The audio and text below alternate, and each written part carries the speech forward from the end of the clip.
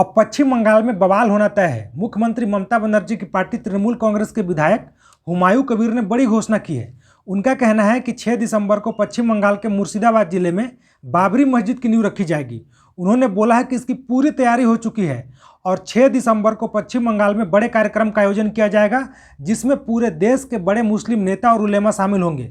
उनका कहना है कि पूरा ब्लूप्रिंट भी तैयार है, नींव रखी जाएगी, उसके बाद 3 साल के अंदर बाबरी मस्जिद बनकर तैयार हो जाएगी। वहीं बीजेपी ने इसका जोरदार विरोध किया है। बीजेपी का कहना है कि अगर पश्चिम बंगाल में तृणमूल कांग्रेस बाबरी मस्जिद बनाएगी तो हम लोग उसी स्थान पर राम मंदिर बनाएंगे, अयोध्या के रामलला को वापस पश्चिम बंगाल लेकर आएंगे।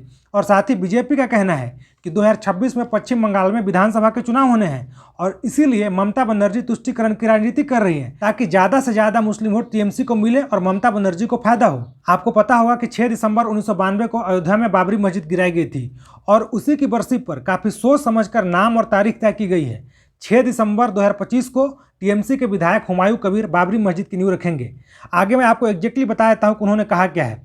हुमायूं कबीर ने बोला है कि हम 6 दिसंबर को मुर्शिदाबाद जिले के बेलडांगा में बाबरी मस्जिद की नींव रखेंगे। इसके लिए पूरी तैयारी हो चुकी है। विभिन्न मुस्लिम नेता इस आयोजन में भाग लेंगे और इसे पूरा होने में 3 साल का समय लगेगा। आपको पता होगा कि अगले साल 2026 में पश्चिम बंगाल में विधानसभा के चुनाव होने हैं, मार्च और अप्रैल के महीने में। और अगर आपको 2021 का पश्चिम बंगाल का विधानसभा चुनाव याद हो तो आप अंदाजा लगा सकते हैं कि इस बार भी यानी 2026 के पश्चिम बंगाल विधानसभा चुनाव में कैसी स्थिति पैदा होने वाली है। 2021 में जब पश्चिम बंगाल में विधानसभा चुनाव हुआ था तो उस समय काफ़ी हिंसा और झड़प हुआ था और उसी का टोन अभी से सेट होना शुरू हो चुका है।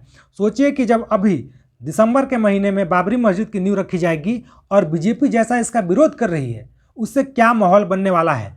अभी जब 14 नवंबर को बिहार में विधानसभा चुनाव का परिणाम आया था और बीजेपी एनडीए को बड़ी जीत मिली थी, प्रचंड बहुमत मिला था, तो प्रधानमंत्री नरेंद्र मोदी बीजेपी के मुख्यालय पर दिल्ली में भाषण दे रहे थे। वहां पर उन्होंने बोला था कि गंगा नदी बिहार से होते हुए पश्चिम बंगाल में जाती है। जैसे बिहार में हमने जंगल राज को हराया, जंगल राज को खत्म किया, वैसे ही अगला नंबर पश्चिम बंगाल का है। बिहार की तरह हम लोग पश्चिम बंगाल से भी जंगल राज को खत्म करेंगे। पश्चिम बंगाल के लिए भी उन्होंने जंगल राज शब्द का इस्तेमाल किया था। और 2021 के बंगाल विधानसभा चुनाव को देखते हुए इसको कहा जा सकता है कि इस बार का चुनाव भी कुछ कम नहीं रहने वाला है, बल्कि पिछले चुनाव से आगे की स्थिति पैदा होने वाली है। टीएमसी के विधायक हुमायूं कबीर ने जब इसकी घोषणा की कि 6 दिसंबर को बाबरी मस्जिद की नींव रखी जाएगी तो बीजेपी की तरफ से कई बयान आया है। टीएमसी के विधायक के जवाब में बीजेपी के सांसद ज्योतिर्मय सिंह महतो ने बोला कि अगर कहीं भी बाबरी मस्जिद बनी तो बीजेपी उसके विरोध में राम मंदिर बनाएगी और रामलला को वापस लाएगी। उन्होंने टीएमसी पर आरोप लगाया कि टीएमसी केवल धर्म की राजनीति करती है, जबकि उसने अल्पसंख्यकों और खासकर मुस्लिम के लिए कुछ भी नहीं किया है। वहीं बीजेपी ने यह भी आरोप लगाया कि तृणमूल कांग्रेस विधानसभा चुनाव से ठीक पहले ये सब इसलिए कर रही है ताकि मुस्लिम वोट को पक्का किया जा सके। बीजेपी का कहना है कि मुर्शिदाबाद में मुस्लिम की आबादी 75% से ज़्यादा है। ऐसे में बीजेपी के सांसद खगेन मुर्मू ने तंज कसते हुए कहा कि विधायक ऐसा करके ममता बनर्जी की कुर्सी बचाने की कोशिश कर रहे हैं, जबकि ऐसा होने वाला नहीं है। अभी एनडीए और मोदी जी की लहर है। बिहार की तरह पश्चिम बंगाल में भी बीजेपी की सरकार बनेगी। बीजेपी का कहना है कि विधानसभा चुनाव होने में सिर्फ 4 महीने का समय बचा है। ऐसे में तृणमूल कांग्रेस ऐसे काम इसलिए कर रही है ताकि हिंदुओं की भावना को ठेस पहुंचाया सके और हिंदू मुस्लिम वोटों में ध्रुवीकरण हो। बीजेपी ने कहा है कि बाबर एक लुटेरा था, उसके नाम पर कुछ भी बनना किसी भी हाल में स्वीकार नहीं किया जाएगा। तो तल्ख टिप्पणी हो रही है दोनों तरफ से। और वहीं टीएमसी के विधायक बोल रहे हैं कि हम लोग पूरी तैयारी कर चुके हैं, ब्लूप्रिंट तैयार हो चुका है, कार्यक्रम की भी तैयारी की जा रही है, बड़े कार्यक्रम की तैयारी है और पूरे देश से वहां पर लोग जुटेंगे। 3 साल के अंदर बाबरी मस्जिद बनकर तैयार हो जाएगा मुर्शिदाबाद जिले में। साथ ही कई मौलवी हैं, मुस्लिम मौलवी, उलेमा, उन्होंने भी इसको काफ़ी वेलकम किया है कि बाबरी मस्जिद बन रहा है, तो इसमें कोई समस्या नहीं है। अब देखना होगा कि जब नींव रखी जाएगी 6 दिसंबर को, उस दिन और उसके बाद क्या माहौल बनता है, क्योंकि चुनाव को देखते हुए तो बिल्कुल ये कहा जा सकता है कि आगे 6 दिसंबर के बाद से यानी दिसंबर, जनवरी, फरवरी, मार्च और अप्रैल में चुनाव होने हैं। मतलब अगले 3 महीने शांत तो नहीं रहने वाले हैं बंगाल में। वैसे भी बंगाल में अभी एसआईआर चल रहा है चुनाव आयोग की तरफ से, और आप लोग देख रहे होंगे कि लगातार पश्चिम बंगाल के बॉर्डर पे जो बांग्लादेशी अभी तक पश्चिम बंगाल में रह रहे थे, वे लोग लगातार बांग्लादेश वापस जा रहे हैं। लाइन लगा हुआ है, हजारों की संख्या में रोज बांग्लादेशी पश्चिम बंगाल से बांग्लादेश जा रहे हैं।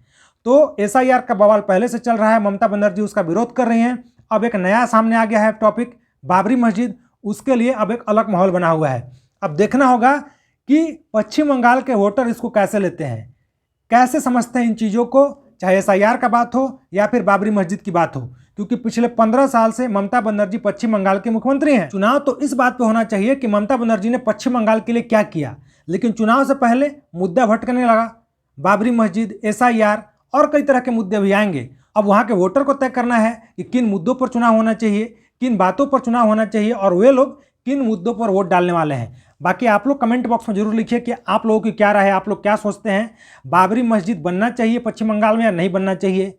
और साथ ही पश्चिम बंगाल का चुनाव जो काफ़ी महत्वपूर्ण चुनाव होने वाला है भारत की राजनीति को देखते हुए, उसको लेकर आप लोगों की क्या राय है, पश्चिम बंगाल में इस बार कौन जीत रहा है, ममता बनर्जी चौथी बार पश्चिम बंगाल की मुख्यमंत्री बन पाएंगी या बीजेपी इस बार बाजी मार ले जाएगी।